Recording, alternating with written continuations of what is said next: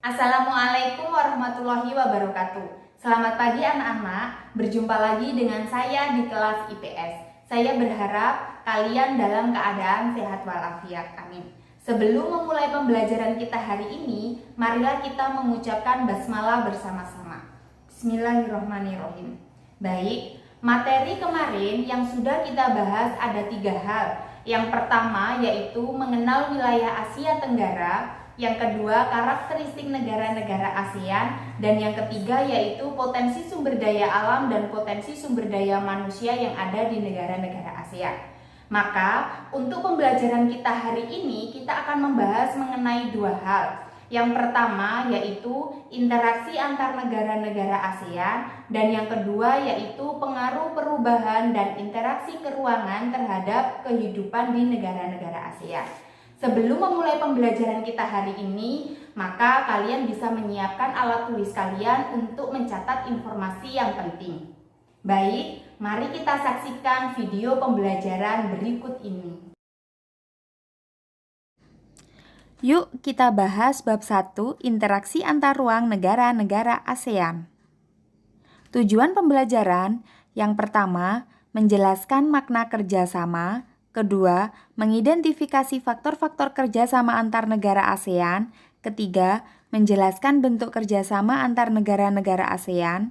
Keempat, menjelaskan upaya meningkatkan kerjasama antar negara ASEAN. Dan yang kelima, menyajikan hasil analisis pengaruh perubahan dan interaksi keruangan terhadap kehidupan di negara-negara ASEAN.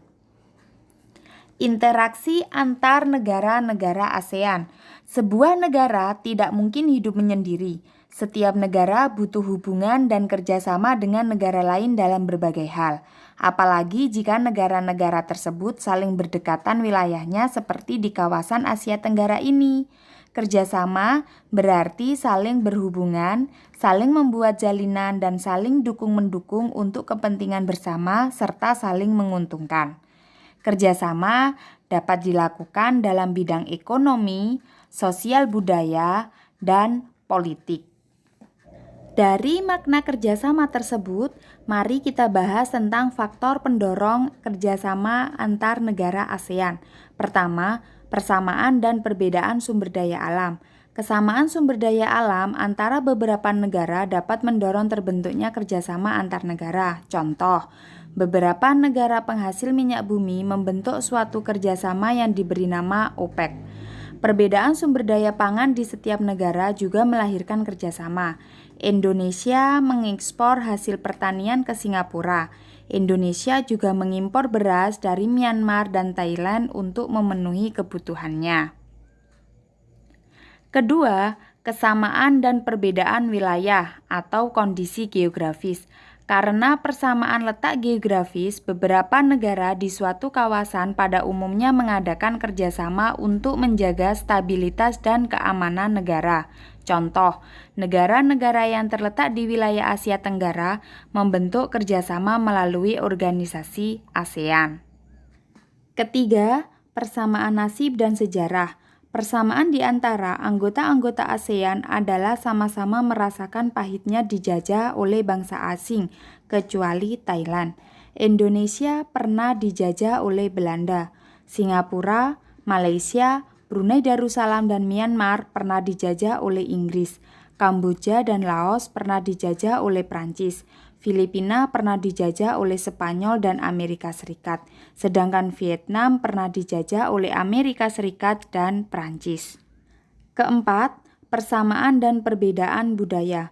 Negara-negara yang tergabung dalam organisasi ASEAN memiliki kesamaan dalam nilai-nilai dasar kebudayaan. Sejarah mencatat, negara-negara di kawasan Asia Tenggara memiliki budaya, bahasa, tata kehidupan, dan pergaulan yang hampir sama. Hal ini dikarenakan adanya persamaan warisan peradaban, yaitu satu rumpun Melayu Austronesia. 5. Perbedaan perkembangan teknologi. Kerjasama dalam pengembangan teknologi ditingkatkan antara negara-negara yang sudah maju teknologinya dengan negara yang masih terbelakang dan berkembang. Kerjasama teknologi dapat dilakukan dengan transfer teknologi. Contoh, Indonesia membeli kapal selam dari Korea Selatan dengan perjanjian negara tersebut mau mengajarkan atau mentransfer teknologi pembuatan kapal selam kepada Indonesia. Selain faktor pendorong, pasti ada faktor penghambat. Faktor penghambat yang pertama yaitu perbedaan kepentingan tiap-tiap negara. Kerjasama dibutuhkan bagi perkembangan dan masa depan negara di dunia. Akan tetapi, dalam kerjasama antar negara, tiap-tiap negara memiliki kepentingan yang berbeda. Perbedaan ini dapat menghambat kerjasama yang harmonis. Kedua, ketidakstabilan kurs mata uang asing. Kurs mata uang asing yang tidak stabil membuat para importir dan eksportir kesulitan dalam menentukan harga valuta asing atau falas. Valuta asing bisa juga diartikan sebagai mata uang yang dapat digunakan atau dipakai dan mudah diterima oleh negara asing dalam perdagangan internasional. Kesulitan ini juga berdampak pada permintaan dan penawaran pasar sehingga mempengaruhi kerjasama antar negara. Ketiga, perbedaan ideologi. Faktanya, saat ini hampir tidak ada negara anggota ASEAN yang menutup diri dari kerjasama antar negara ASEAN. Keempat, konflik dan peperangan. Kondisi konflik dan peperangan yang terjadi di dalam negara maupun antara negara mengganggu stabilitas negaranya sehingga akan menghambat kerjasama. Contoh, perebutan Pulau Sipadan dan Ligitan. Kelima, kebijakan protektif. Suatu negara yang menerapkan kebijakan ini bertujuan melindungi kepentingan dalam negeri dan meningkatkan daya saing. Contoh, tidak mau menerima impor hasil pertanian karena dapat mempengaruhi kondisi pendapatan hasil pertanian di dalam negerinya. Dampak kebijakan ini juga dapat memengaruhi hubungan antar negara sehingga menghambat kerjasama yang harmonis. Bentuk-bentuk kerjasama ASEAN bisa kalian saksikan di layar. Di sini ada sebuah artikel terbaru tentang kerjasama ASEAN dengan anggotanya yang sepakat perangi COVID-19. Bisa kalian simak baik-baik.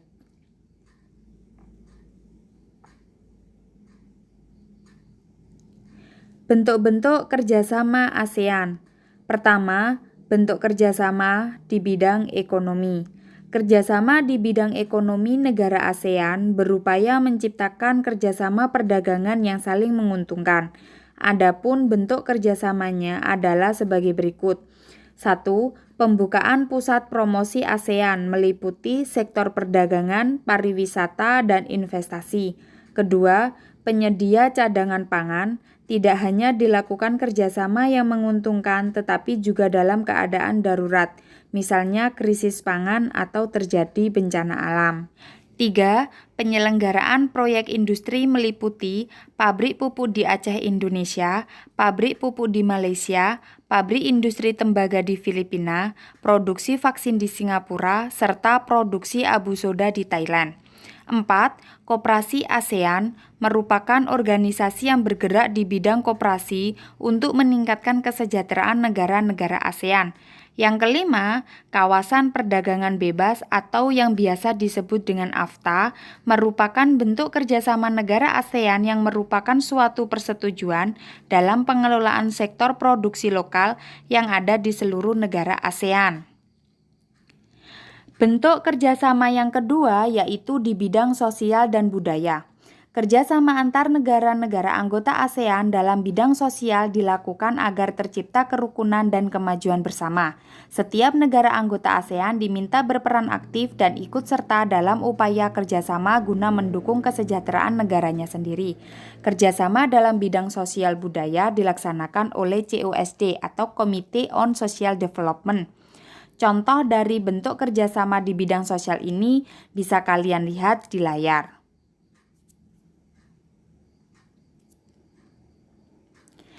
Bentuk kerjasama yang ketiga yaitu di bidang politik dan keamanan. Kerjasama politik ini ditujukan untuk menciptakan keamanan, stabilitas, dan perdamaian antar negara di ASEAN. Kerjasama ini menyepakati adanya Job Fund, Traktat Persahabatan dan Kerjasama, dan kawasan bebas senjata nuklir di Asia Tenggara. Selain itu, kerjasama dalam bidang politik menciptakan ASEAN Regional Forum untuk membahas kasus-kasus terkini yang menjadi perhatian ASEAN. Keempat, bentuk kerjasama di bidang pendidikan. Kerjasama bilateral maupun multilateral di bidang pendidikan terus dilakukan oleh negara-negara ASEAN demi tercapainya tujuan meningkatkan kualitas pendidikan di Asia Tenggara dan meningkatnya daya saing internasional. Contohnya, Olimpiade di bidang pendidikan, serta negara-negara ASEAN memanfaatkan beasiswa untuk belajar di berbagai universitas di negara-negara ASEAN. Pengaruh perubahan ruang dan interaksi antar ruang terhadap keberlangsungan kehidupan di negara-negara ASEAN. Para pemimpin ASEAN sepakat membentuk sebuah pasar tunggal di kawasan Asia Tenggara pada akhir 2015. Pasar tunggal ini disebut dengan istilah Masyarakat Ekonomi ASEAN. Pengaruh bidang ekonomi. 1. Pembentukan Pasar Tunggal Masyarakat Ekonomi ASEAN atau MEA tahun 2015. Kedua, kemudahan menjual barang dan jasa antar negara ASEAN. Ketiga, meningkatkan daya saing dan menarik investasi asing. 4. Memperluas lapangan kerja dan meningkatkan kesejahteraan negara-negara ASEAN. 5. Penyiapan sumber daya manusia untuk pasar tenaga ASEAN ke depan. 6. Mengcover kebutuhan tenaga kerja antar negara ASEAN. Dan yang ketujuh yaitu peningkatan kualitas pendidikan sebagai modal tenaga kerja. Pengaruh bidang sosial budaya. Kerjasama di bidang sosial menjadi salah satu titik tolak utama untuk meningkatkan integrasi ASEAN melalui terciptanya Caring and Sharing Community, yaitu sebuah masyarakat ASEAN yang saling peduli dan berbagi. Contoh, ASEAN menghimbau negara-negara anggotanya agar menerima untuk sementara para pengungsi Rohingya atas pertimbangan kemanusiaan. Kebudayaan merupakan faktor penting dalam pembangunan komunitas ASEAN secara berkesinambungan. Beberapa aktivitas lain yang dilakukan sebagai dampak pengaruh perubahan komitmen kebudayaan ASEAN antara lain, Festival Budaya ASEAN 2013 digelar di Kota Purwakarta, Jawa Barat. Kedua, Perkemahan Budaya Serumpun ASEAN yang diadakan pada tahun 2017 di Kabupaten Siak. Dan yang ketiga, yaitu adanya industri musik. Pengaruh bidang pendidikan. Ketimpangan mutu pendidikan antar negara anggota ASEAN menjadi salah satu kendala terbesar ASEAN. Dari 10 negara ASEAN terdapat kurang lebih 7.446 perguruan tinggi dengan mutu pendidikan yang berbeda-beda. Dari permasalahan tersebut, maka upaya yang dilakukan yaitu meningkatkan mutu pendidik bagi dosen atau guru melalui proses sertifikasi, akreditasi, standarisasi pendidikan, peningkatan gaji dan kesejahteraan pendidik, serta rekrutmen pendidik yang profesional. Pengaruh bidang politik. Perubahan dan interaksi antar ruang juga dapat berpengaruh terhadap kehidupan politik baik antar negara maupun antar masyarakat di Asia Tenggara. Beberapa kasus yang menjadi sorotan antara lain 1. Sengketa perbatasan wilayah antar negara. Dalam hal ini ada kasus Natuna, di mana Tiongkok mengklaim Pulau Natuna sebagai wilayah zona ekonomi eksklusifnya. Pemerintah dalam hal ini harus lebih tertib dan tegas lagi dalam melakukan inventarisasi batas wilayah, terutama di pulau-pulau terluar. Yang kedua, kasus Sipadan dan Likitan di Selat Makassar. Malaysia mengklaim Sipadan dan Likitan adalah milik negara Malaysia dan akhir kasus dimenangkan oleh Malaysia. Yang kedua, pekerja migran. Contoh kasus yaitu adanya kerja paksa tenaga asing dengan biaya murah dan perdagangan pekerja rumah tangga migran. Alternatif solusi yaitu bantuan teknis kepada kelompok kerja ASEAN untuk melakukan advokasi, lobby, konsultasi regional dan nasional yang mengikat perlindungan tenaga kerja migran. Yang kedua, pembentukan ATWA adalah Aliansi Pekerja Rumah Tangga Asia tingkat regional. Selanjutnya, upaya peningkatan kerjasama antar negara ASEAN. Komunitas ASEAN adalah wadah untuk lebih mempererat integrasi masyarakat ASEAN dan untuk menyesuaikan cara pandang keterbukaan dalam menyikapi perkembangan dunia. 3 pilar dalam membangun komunitas ASEAN yaitu pertama, pilar ekonomi, kedua, pilar politik dan keamanan, yang ketiga yaitu pilar sosial budaya. Pertama, mengenai pilar ekonomi. Di sini ada 4 pilar ASEAN Economy Community atau masyarakat ekonomi ASEAN yang bisa kalian saksikan di layar.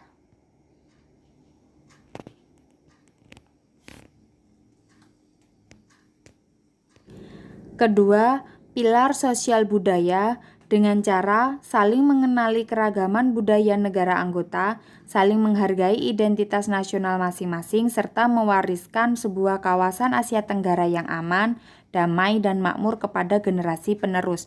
Selain itu, juga bisa bersama-sama mengatasi berbagai tantangan di bidang kependudukan, kemiskinan, ketenagakerjaan, dan kesejahteraan masyarakat.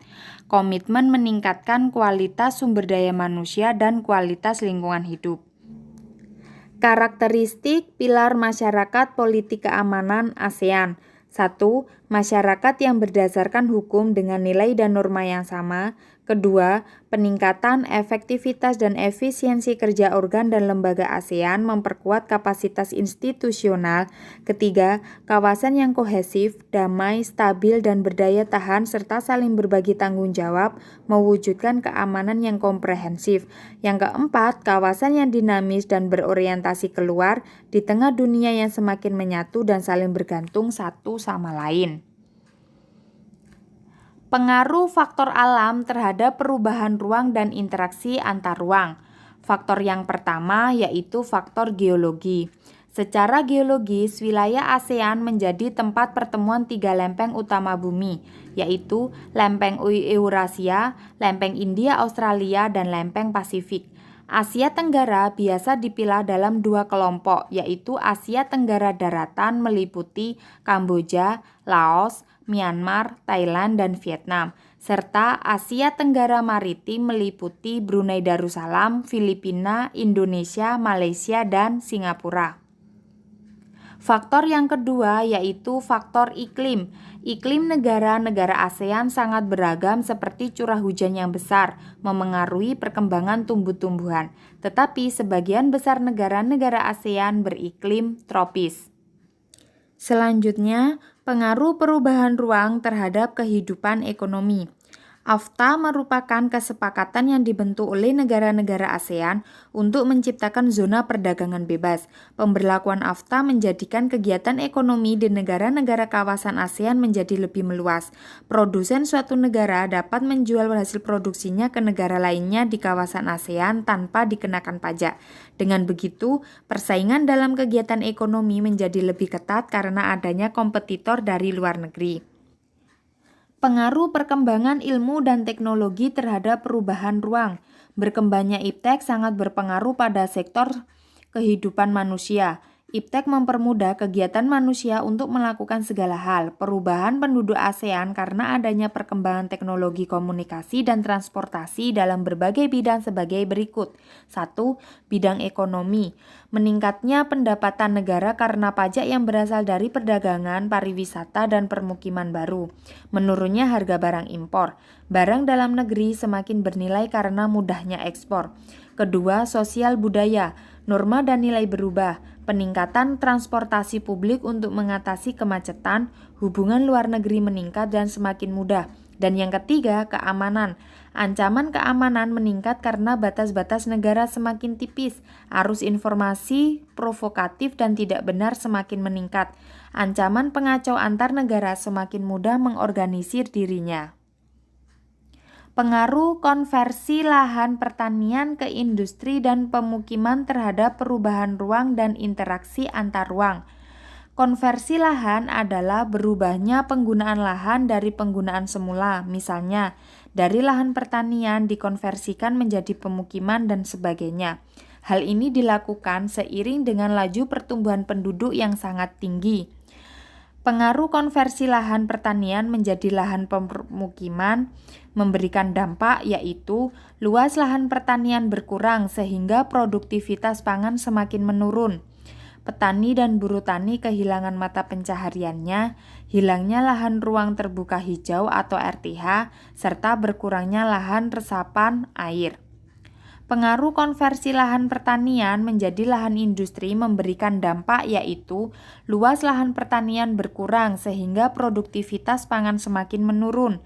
Lahan pertanian sekitar industri berpotensi terkena imbas pencemaran akibat limbah.